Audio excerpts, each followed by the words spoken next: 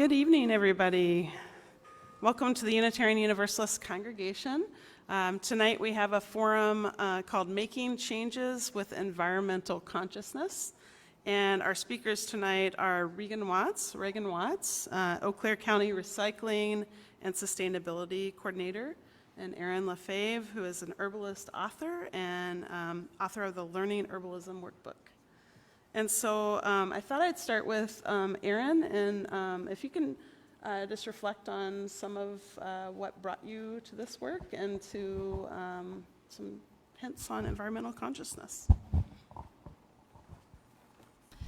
Hello, everybody. Thank you for coming. Yes, how did I come to this work? Well, that's a good question. I have always just been somebody who likes nature and grew up with gardening. Grandparents gardened, my parents gardened, so then I naturally gardened. I thought that was what people did. If your parents and grandparents garden, you do that too. But then I saw my sisters, they really weren't doing the gardening either. So I saw that I had like this affinity for plants. And so I just would study plants on my own for fun. And then I eventually went into a program where I earned my bachelor's degree in geography with an emphasis in natural resource management. I was very science-oriented about it because I thought that's the only way to understand nature and the natural world. That's the only way I would get employment from having that kind of interest. And then I also went on to get my master's degree in environmental studies, and I was exploring ethnobotany at that time as well. So what I realized from my experiences playing outside as a kid and gardening and getting science education is how interconnected everything is. You can't really do one thing in the environment or even in your life and not have something else be tugged at or pulled on and be affected by. I also found myself in my teens really fascinated with medicinal uses of herbs, and this was before the internet. I remember that. I was at that point between the two worlds there. And so I really couldn't find a lot of stuff on herbalism in my local library and things like that. But I always kept that interest going, even through my graduate and my master's, my bachelor's degree. I always kept my eye on plants. I always gravitated towards it. And I even was accepted into the botany program, the PhD botany program at University of Madison. And I soon learned that it was so science-based. Tubes, everything's in tubes and in microscopes and cells. And I think that's fascinating as well. But I felt so I couldn't do it. Like, I was just like, this is not, I can't. But I didn't exactly know where I was going to go with the plant aspect of it. So I've always kept my finger on plant things and growing and learning. And then I did end up getting a certificate in Master of Herbalism and really started to look into, well, why do we not use these herbs anymore? Or who's using them? Or what kind of research is out there? And like a whole world opened up once I really just allowed myself to dive into my interest in the plants, in the medicinal parts of it, and not just the science part of it, and found that there was a whole bunch of reasons why medicinal herbs weren't being utilized in our society, and that was really fascinating too. But some of the things I've learned and came to kind of change in my life with herbalism and with learning, about how plants interact with their own environment is, again, that there's never anything that you can do in life or in nature where it's only you affect one thing, it ripples out into so many other things. And that the complexity of nature, there is a complexity, but there's also a simplicity. And I also have learned that big problems have actually simple solutions. And so that's a very quick journey through my life and how I'm using it in my life, but I'll pass it on and let you do your introduction. Yeah. Okay, it's working. I actually relate to quite a bit of your journey in the sense that, when I was in high school, I did science fair. I was very successful in that realm. So I thought, okay, science is my career path. I'll go into science. I'll do research. That's how I'll make an impact in the area of climate change or, wherever I was going to end up focusing. I started out going to school for environmental science. And I quickly felt that there was a gap between the science and the research and the data and the community and the implementation and application of that research. So I ended up switching to environmental policy and planning because I felt like that was the space where I could make an impact and where I could start working with the community because I love working with people, I love talking to people, and I think that a lot of initiatives and actions and things that we do started at community level, and so I felt like that was where I had more impact. And also, you talk about environmental consciousness, and you can have it at a personal level, but then creating that community consciousness of like, okay, this is what we should be doing. These are the actions we should be taking. Sorry, mine's a lot quicker, but very similar journey to Erin in that sense that started out in the science-based space and then decided I needed to move to the community level and scale. So that's how I ended up here in Eau Claire County. One of the things that I wanted to ask both of you was to think about, environmental consciousness is for self and for home, it can be for workplace, and it can be for community. And so I thought if you, like Erin was saying, that ripple outward, I wonder if both of you could talk to the environmental consciousness that starts with self. You want me to start? Okay. I think environmental consciousness, you have to recognize that, I think as a personal level, it can feel like these small actions or things that you're doing can feel like they have very little impact. I think you said it, that everything starts somewhere, and the really small actions can add up to be big things. And the ripple effect, is someone sees you, reusable water bottle, whatever, and then that can ripple out and have a bigger community effect. But, when you start talking about that ripple out to community and things like that, like when I went to the restroom here and I saw the compost in the bathroom, I thought, oh man, that is one of those big things that, we aren't conscious of some of the things that we see day to day that we could change and that would actually have a positive impact. And, the things that we normally take for granted, stuff in the bathroom, we could be composting, and it's just we normally don't, and so we don't make that change. And it's just interesting to see, the congregation as a whole has taken that consciousness to make that choice.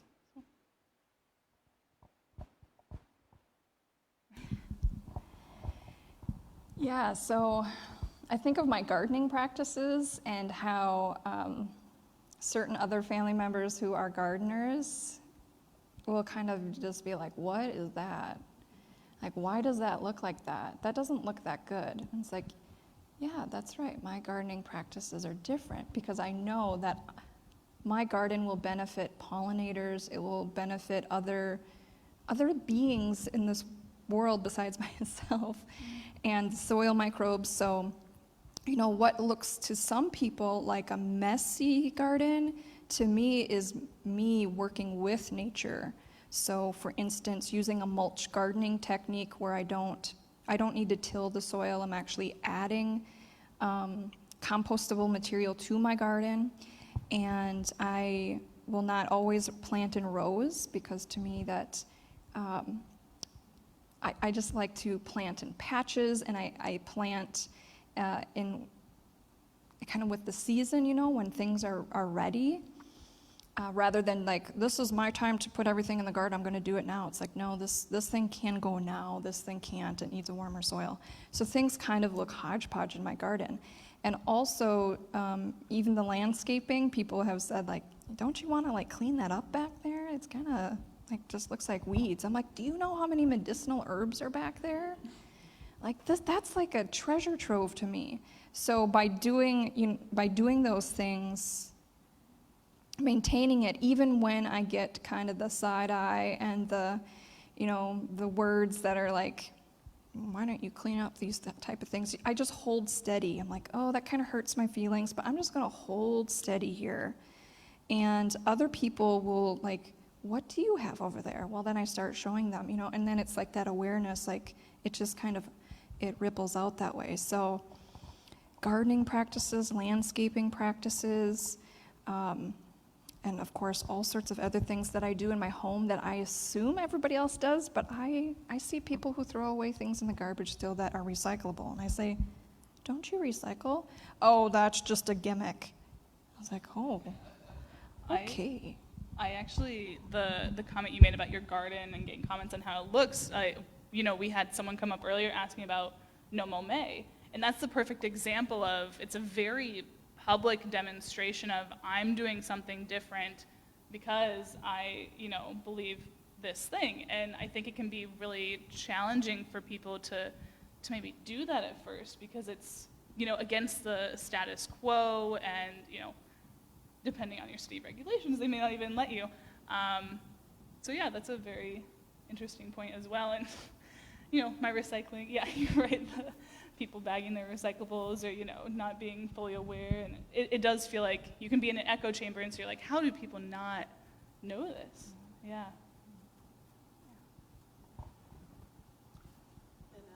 Regan, you were talking about going to a local business and somebody had left some jars at the refillery and I just wonder, what are some of the ways in which we can reach out into the community with either programs or supporting sustainable businesses and things like that. Yeah, so what Reverend Julie mentioned, I happened to visit the refillery, which is just downtown before I came over, and they had a spot for people to donate their old glass jars or whatever, so people who didn't have a container could use it to buy product. And, that's just an example of something that, normally you could put in your recycling bin, it would get recycled, but, giving it a second life and a dual purpose was really interesting.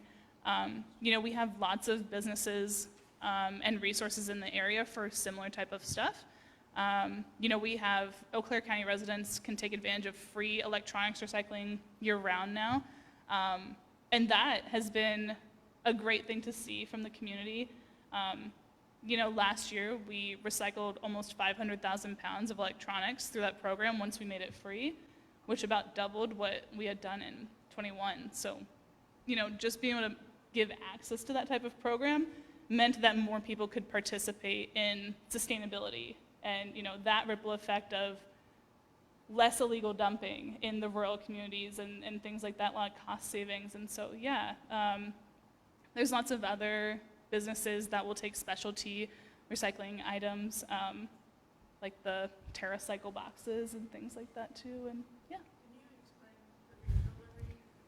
There is a place I didn't know about the refillery. Yeah, so there's, we've actually got 3 businesses in the area who offer similar low waste options for purchasing. So the refillery is out on Barstow, and then there's Eco-Minded, who is out by the South Side Festival. And then there's also the Juggery, which is a mobile spot that they do markets and things like that. All those businesses offer, low packaging, refillable items that you're able to use. So your laundry detergents, soaps, toothbrushes, things like that. They have products like that. So.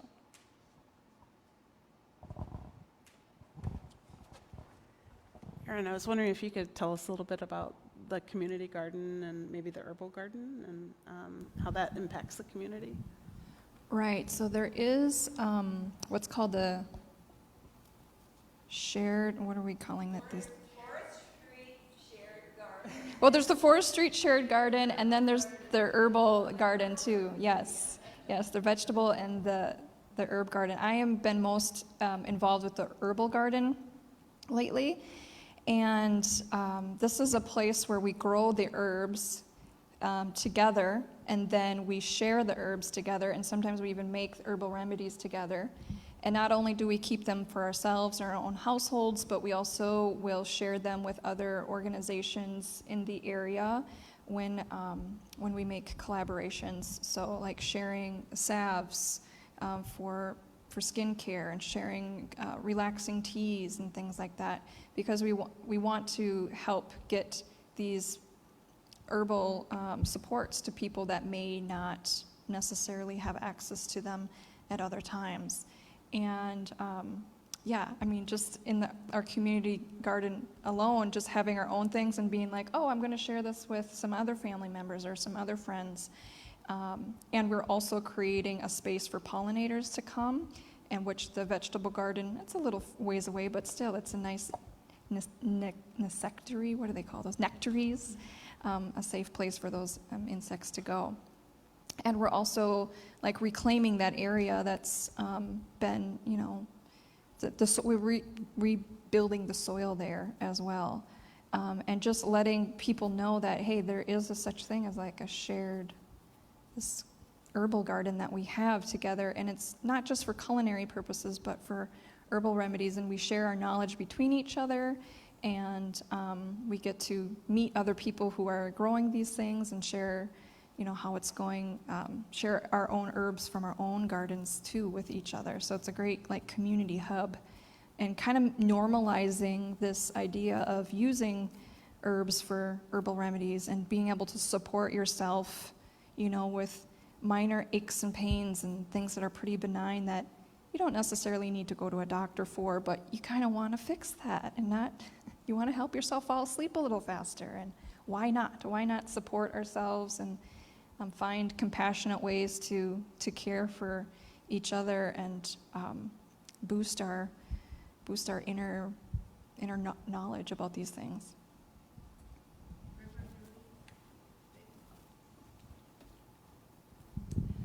The shared herbal garden is, for me, a lovely place because it also has a sort of a biological calendar that we adhere to, celebrating the seasons and singing together and gathering together and sharing our stories. And Mari is the coordinator of the... Oh, the shared garden is, well, we've moved it up to 50 members now. And we have a very productive garden. And so all of our excess produce, we will go to community table and other places in town where they can distribute extra vegetables. And it's all organic.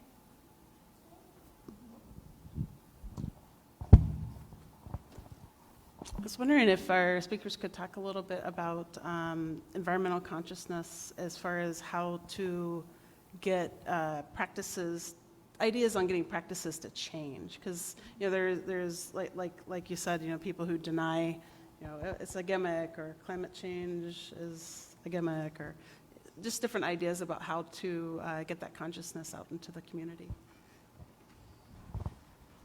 Yeah,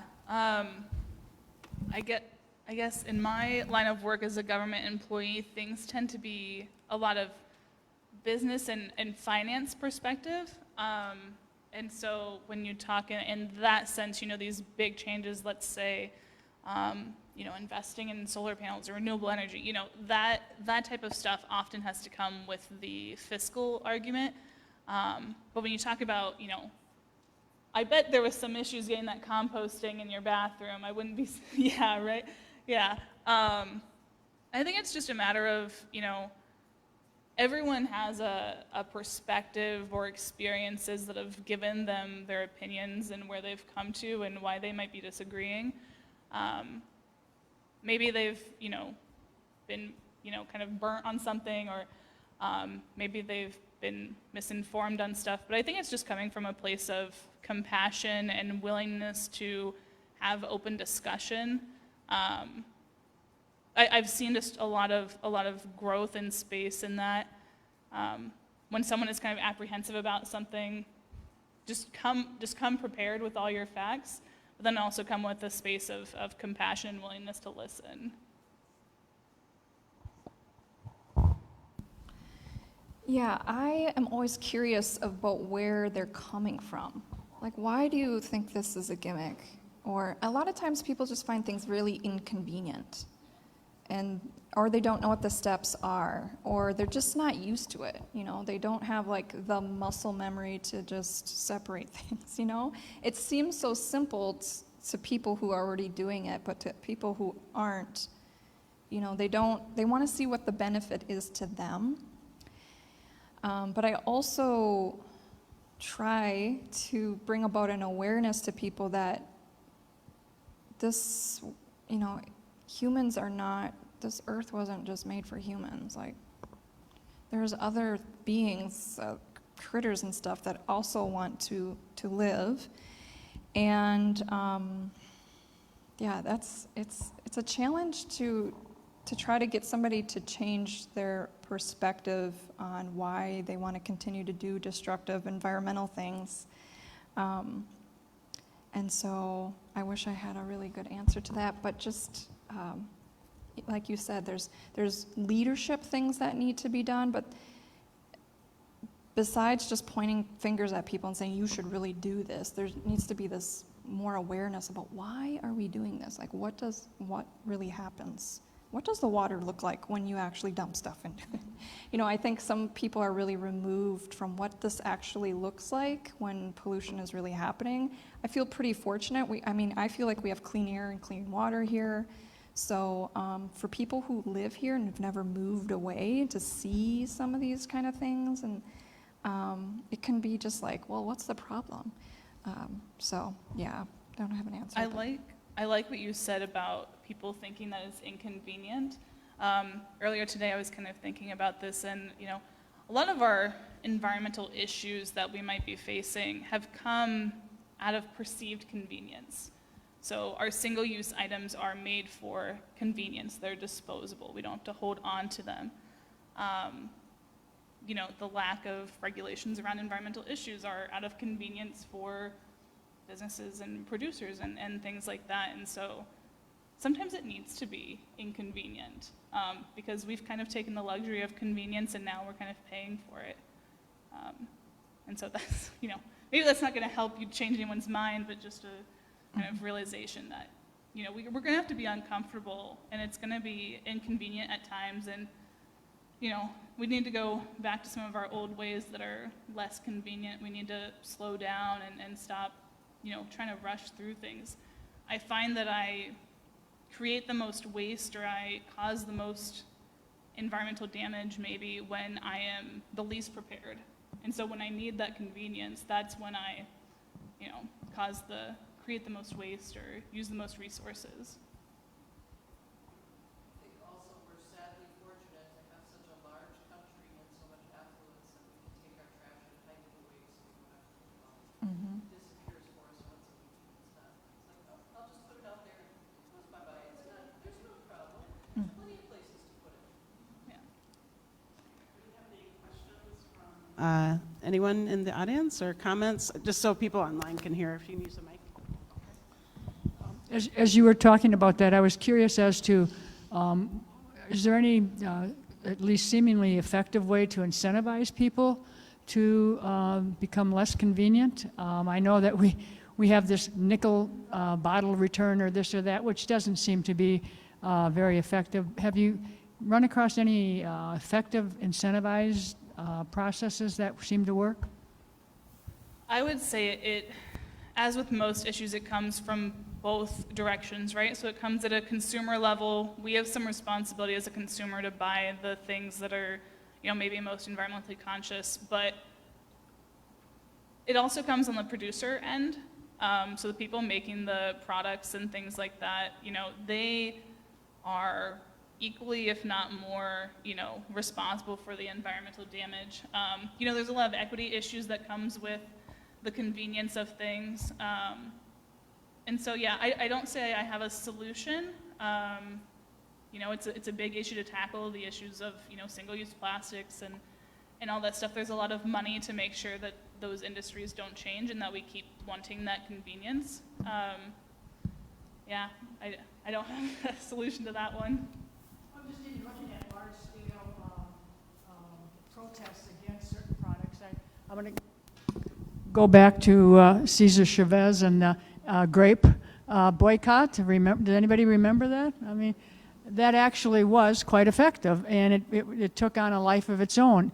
And so I'm just wondering about the boycotting of certain plastics or certain products or whatever it might be on a larger scale. Are you familiar with any of those kinds of movements, or do you recommend those kinds of movements? So I will say that there are communities, or there are even countries that have taken action against, banning certain types of plastics. We could talk about plastic bags or containers and things like that. Unfortunately, there are many states across the United States that have what's called a ban on bans. It's a preemptive legislation.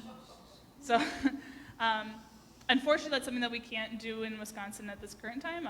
There's several states like that. So yeah. So yes, typically that's the policy direction that's used, but it's preempted in quite a few states. I just learned, is this working? Okay. I just learned on the internet today that Waukesha County has a green team.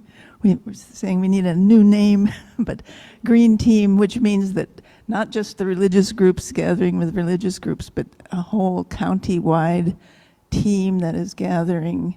And I think, we're also at a kind of a tipping point. That's my impression. It's front page news, and of course, so much of the news is so discouraging. And so I would like Eau Claire maybe to think about what we can do around plastic, get a broader net of people who are just aching to change and don't know how. To find ways, the how.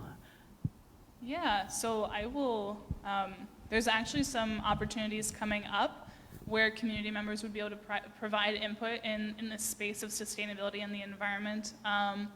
The county does have a community sustainability advisory committee, and their purpose is to help develop the community climate action and resilience plan. And so there will be a press release going out in a couple of days, but we're going to be having open house events in April where community members can come learn about where the county is at in relation to our climate action goals, our greenhouse gas emissions and things like that. And then they'll also have the opportunity to provide comments on where they think the county should be going. And so I would definitely keep an eye out for that information in the next couple of weeks. It'd be a great opportunity to provide those comments to the committee directly. We have Earth Day coming up for April, and I'm just wondering if there are favorite ways in which you find effective to kind of celebrate Earth Day and get everybody kind of jazzed up, like in the community or at home or in schools. Well, it's my dad's birthday, so what can I do? And I went to the Gaylord Nelson Institute for Environmental Studies. That's where I got my degree. So I've kind of stopped celebrating Earth Day because I just feel like every day is Earth Day. But this, I want to be doing action all the time. And unfortunately, we get this, it's a good time to get awareness during that day, and the schools do stuff, and that's great, and things like that. But I just feel like we always, in this society, we have a pinnacle, like, let's celebrate it here, and it's like, all right, but what is that doing? It's an awareness day. That's good. I like that. Now we put it on the shelf afterwards and see it next year. I am really excited this year because we're going to be with the Jonah Environmental Task Force and Beaver Creek Reserve. We are hosting a Earth Week open house at the Brewing Project on April 20th. It's from 5:30 to 7:30, and we are having over 30 plus vendors throughout the Chippewa Valley who work in the realm of sustainability. Everyone from Earthbound Environmental, the Refillery, Focus on Energy, the utilities will be there and helping to educate community members about the different programs, businesses, incentives that are available to residents. So that's going to be my way to celebrate Earth Day this way this year. I'm really excited for it. What would you say to a young person about hope for the future, as far as, or to any person about hope for the future as far as environmentalism goes, and just within your lifetime? I mean, I grew up in the 80s and 70s, and so, watched, the rainforests were my, I remember, thinking the rainforests are dying, and we're still concerned about the rainforest dying, but people keep trying to make a difference. And so I'm wondering, as far as environmental consciousness, the sparks that you've seen over the time that you've been aware of environmental issues.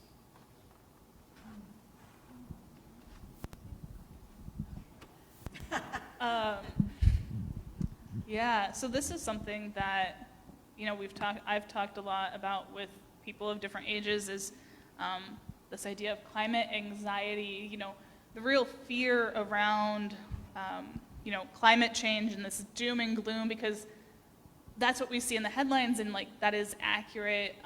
But also there are a lot of great things that are happening. I think something that has kind of changed in, the most recent months that we've never seen before is this influx of funding that's going towards climate change investments in our infrastructure, in the energy sector, and just a lot of that. And that's the space where a lot of impact is going to happen regarding climate change and our emissions and things like that. And so I think, to me, that's been a most recent beacon of hope, and that funding is going to empower local communities like Eau Claire to make changes that will benefit our community as well as, the global collective. So on a larger scale, that's been my beacon of hope that I'm looking at. But for the younger generations, just knowing that, you have a voice. I think anyone can start a conversation and anyone can make a change just in their community. And sometimes that ripples out and becomes a much larger impact. So, yeah, you just gotta start conversations. I would say to somebody younger that, be the change you want to see. It really does start with people. And the people and the organizations that are doing destructive things, they will die.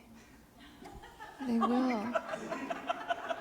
The cycle has to shift, okay? So the younger generations, the middle generations that are coming up, they can be in power. They're the ones who can be in power. So stay focused on what you really want, and don't get caught up in the hype of the bigger house and the bigger car. I mean, okay, you can have those things and be sustainable too, but just stay really focused on not necessarily having a materialistic life, because I think that really gets people churning. Okay, I'm just going to keep doing what everybody else is doing.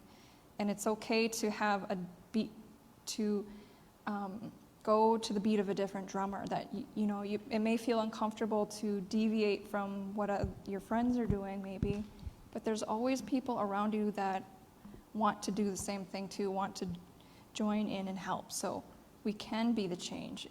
We've seen so many changes and revolutions happen in our society with the start of one little tiny thing happening, or a person just standing up and being like, no, we're not going to do this. So just stay focused, have your courage, find your people, and make those changes.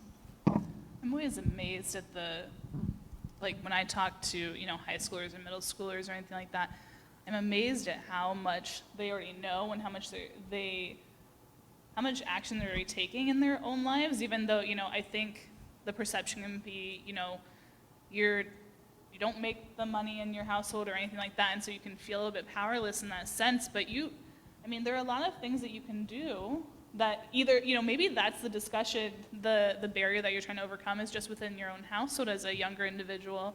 And I think that's where, if you're feeling powerless or you're feeling kind of loss of hope, making those impacts just in your house, maybe you aren't recycling, and maybe you can start those small changes and things like that. But yeah, there's plenty of hope, and like Erin said, eventually the new generations will be the leaders making the changes. So speaking of active hope, we just started a small group at Unity of Eau Claire on the book Active Hope by Joanna Macy and Chris Johnstone. And they've been, well, the first publication was done 10 years ago. So the updated one, and the subtitle is How to Get Through the Mess We're In with Unexpected Resilience and Creative Power. And it talks about how, this is what was incentive to me, was I was feeling overwhelmed with all the stuff going on, and how you feel powerless and sometimes hopeless. And this talks about that, and it goes through a process of feeling your pain for what's going on, the overwhelm, and processing that, and you come out on the other side more hopeful and resilient, and then you go ahead and find what is yours to do. So everybody has their thing that they like doing, gardening, herbs, and there's little things, there's big things, and so that was something I felt I could do, is just to bring more awareness to more people. And they have a great website, The Work That Reconnects, or Active Hope, has got a lot of information on starting groups like that.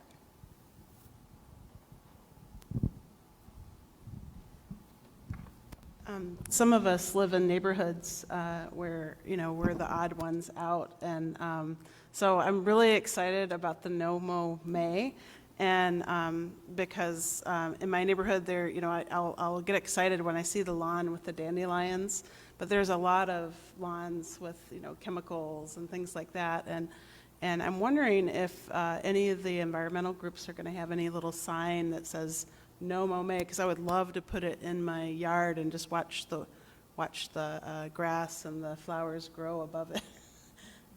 I don't know. That would be so fun.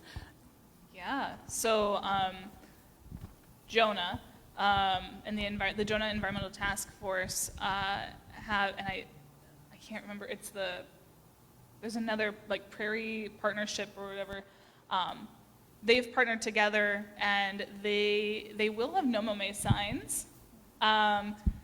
And through the No Mow May initiative, there will also be kind of a community science opportunity where if you participate, you'll be able to take a square yard or meter of your yard and log the number of flowers or pollinators that you see. And so it'll be kind of a community science opportunity, which will be very cool.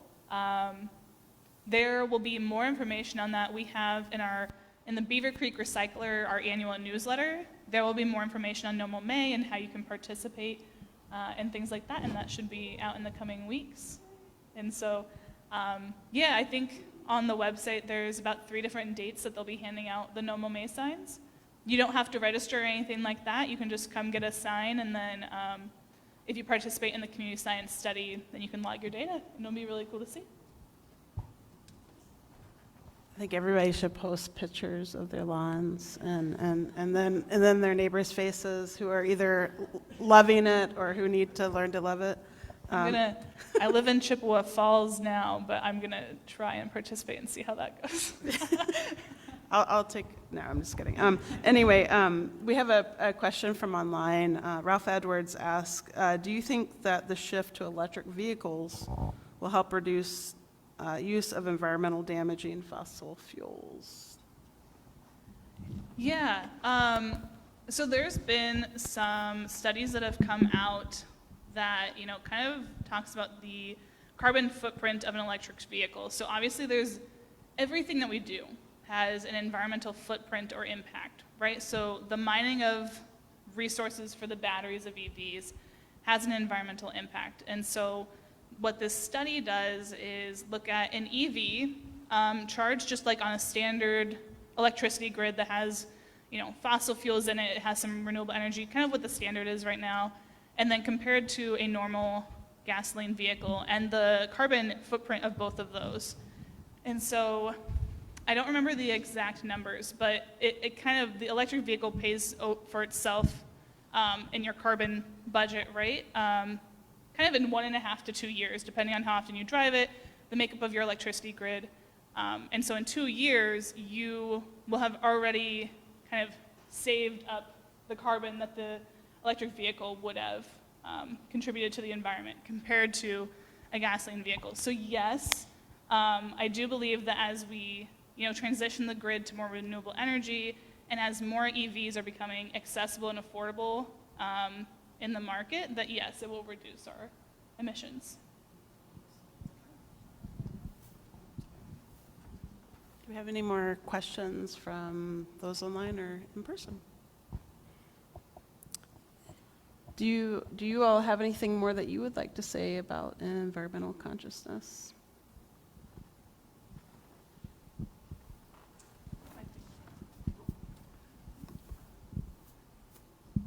Well, I hope that UUC will consider, maybe it's already here and I don't know about it, that's entirely possible, but let us consider a green team at UUC.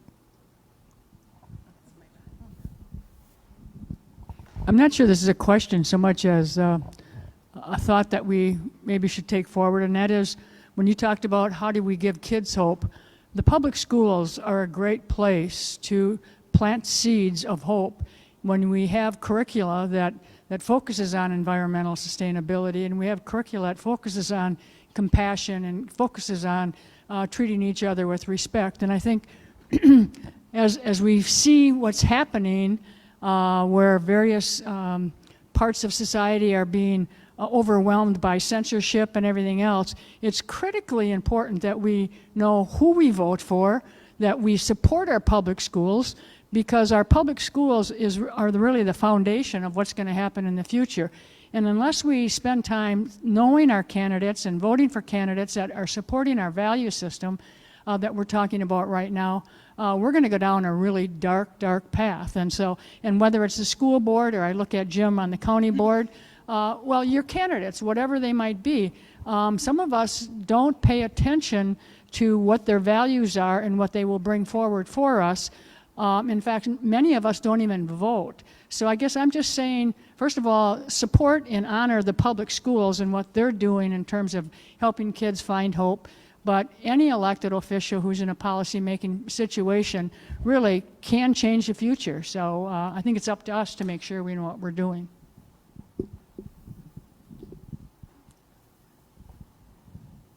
I love your comment. I just wanted to speak to your comment about the green teams. I know, working through Jonah and things like that, that there are a growing number of congregations in the Eau Claire area and churches and synagogues and that have creation teams or green teams.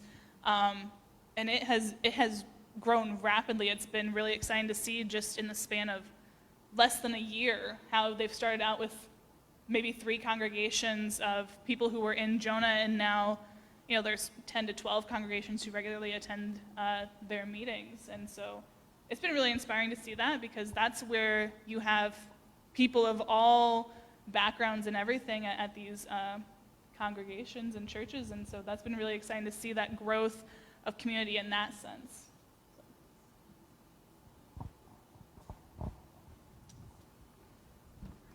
Thank you to everybody, and I hope that Earth Day is every day, and let's give a hand to our speakers. Yeah. So go in peace, not in pieces, and greet one another. Thanks.